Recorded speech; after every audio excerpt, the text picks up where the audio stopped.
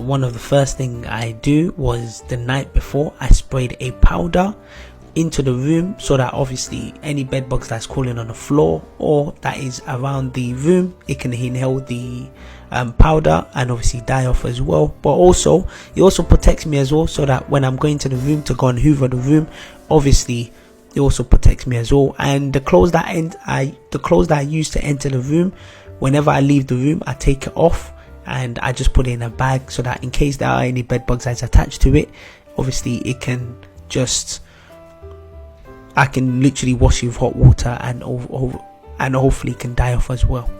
You can see the powder, it's very visible on the chair, but also I'm looking at any corners on the ground as well, to also because they hide in the corners like I said, so I'm using the hoover to obviously hoover those corners as well. Just another thing which I thought would be quite useful, one of the things that bed bugs don't really like is heat and hot water.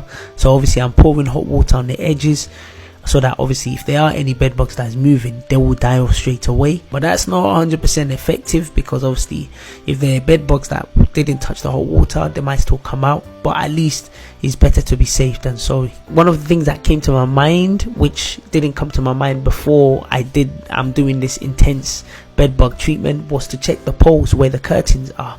Now the reason why is because in those poles, those bed bugs also hide in those poles as well. So when I took it out, as I did, there are bed bugs there as well. And obviously when they came to spray, I also told them that look, they should focus on that area as well. This is a bed bug spray that I've got, that's a watery spray that kills those bed bugs as well. That is a chemical that kills them. Like I said, these sprays and all this powder, they're not the most effective. It's better to call people that are specialists to come and do a proper chemical spraying or heat treatment, and those are more effective. Those heat treatments and things, and those people that are coming that are specialists, there's still a lot to do, in the sense that first of all, when they spray it, sometimes they might have to come a few times to come and spray it. That's number one. Number two, you need to wash your whole clothes with heat, with hot water, clear everywhere, and those are probably the protocols to help you clear these bed bugs, because they're not very easy to treat. They are very, very difficult,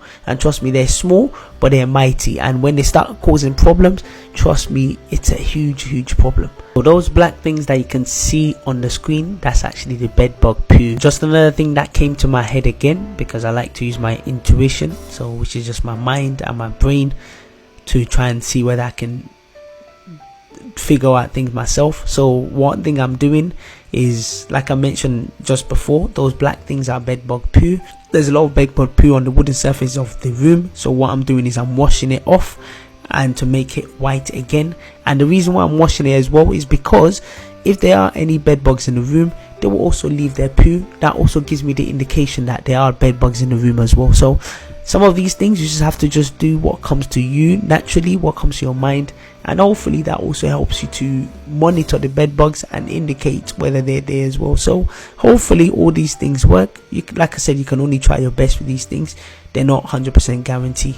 After all the hard work that I've done in the room, I've decided to take another break. This time I'm going to sleep on my foldable bed on my balcony. So I'm quite lucky again. A lot of the time, the reason why I'm saying I'm quite lucky, even though I worked hard for a lot of these things, is because I don't take anything for granted at all. I'm very privileged. Obviously I've been able to work hard to reach where I am, but also I'm very fortunate as well. But like I said, I have two balconies. One is the one I'm here, and the other one you'll see it later in the video, because I'll be moving things onto that balcony.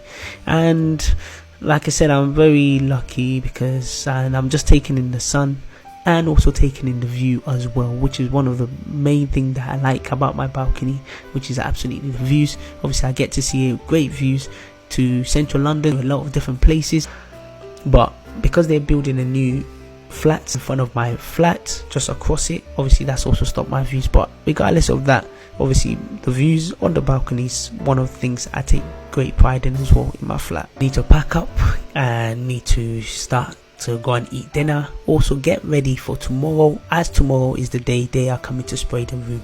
Now they've given me some conditions that if they do come spray the room, that you're not allowed to hoover the room for 2 weeks, so that's something I have to keep in mind. After they spray the room, I have to evacuate